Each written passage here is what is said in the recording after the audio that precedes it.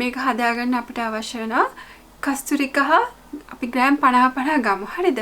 එතකොට ඔයගලන්ට මේක ග්‍රෑම් 150ක් වෙනවා. මේක සම්පූර්ණ වෙද්දී සාමාන්‍ය ග්‍රෑම් 150ක් කියන්නේ මාසයකටත් වැඩිය ඇති වෙනවා මේක. කස්තුරි කහ ග්‍රෑම් 50යි. වෙනවල් ගැට ග්‍රෑම් 50යි. ඒ වගේම සුදු හඳුන් ග්‍රෑම් 50යි. ඒ තුන හොඳටම ඇති. ඉතින් ඒ තුන ඔයගොල්ලෝ හොඳ පිරිසිදු වියලි භාජනයකට එකතු කරගන්න.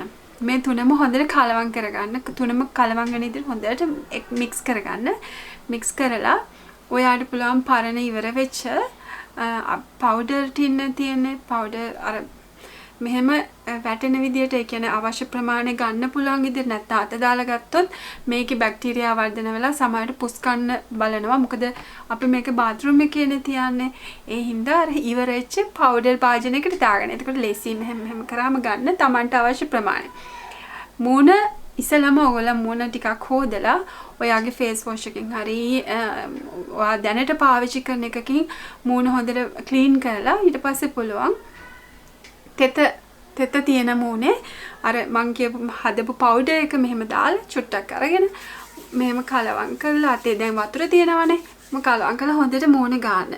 ගාලා ටික වෙලාවක් පුළුවන් නම් විනාඩි 10ක් විතර පුළුවන් නම් ගොඩාක් හොඳයි. මේක විනාඩි 5ක් හරි ඔයාට පුළුවන් වෙලා ඉන්නකෝ ඉඳලා සාමාන්‍ය වතුරෙන් හොදලා දාන්න කිසිම දෙයක් ඒ කියන්නේ වෙන කිසිම දෙයකින් ඒක වෙන හොදන්න එපා. ඒ හොඳටම ඇති සාමාන්‍ය වතුරෙන් හොදලා දාන්න. හරිද? එතකොට මොකද ඒකේ අර ඖෂධීය ගුණ මූණේ රැඳෙන්න ඕනේ. මේක කාලයක් කරනකොට ඔයාට පිම්පල්ස් තියෙන ගතිය අඩු වෙනවා, ගොඩක් අඩු වෙලා යනවා. මූණේ ලස්සන වෙනවා, මූණේ පැහැපත් බව වැඩි වෙනවා. කියන්නේ මූණේ ලස්සන පාටක් වගේ තියෙන පාට ඉස්මතු වෙනවා. ඒ වගේම ස්කින් එක ග්ලෝ වෙනවා. පැහැපත් වෙනවා කියන්නේ ඒකට තමයි ටිකක් සුදු වෙන්නත් බලනවා. නැවතත් කුරුලෑ කැලලි එකතු වෙන්නේ නැහැ මූණේ. කළු ලප එන්නේ නැහැ. එතනින් ගියාම හොඳ තත්ත්වෙන් පවත්වාගෙන යන්න පුළුවන්. මේක හරිම හොඳ මේ පිළියමක් තමයි. මේක අනිත් ස්කින් එක තියෙන අයටත් පාවිච්චි කරන්න පුළුවන්. විශේෂයෙන් මම මේක කියන්නේ ඔයිලි ස්කින් එකක් තියෙන අයට මේ පවුඩර් එක ඕනම කෙනෙක්ට පාවිච්චි කරන්න පුළුවන්.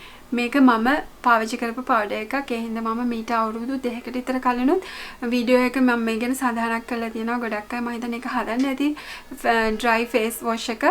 ඉතින් පවුඩර් එක ඉතින් ඒ ප්‍රතිඵල ගත්තව ඇති ඉන්නවනම් තවත් ඉන්නවනම් කමෙන්ට් කරන්න පල්ලෙහැන්.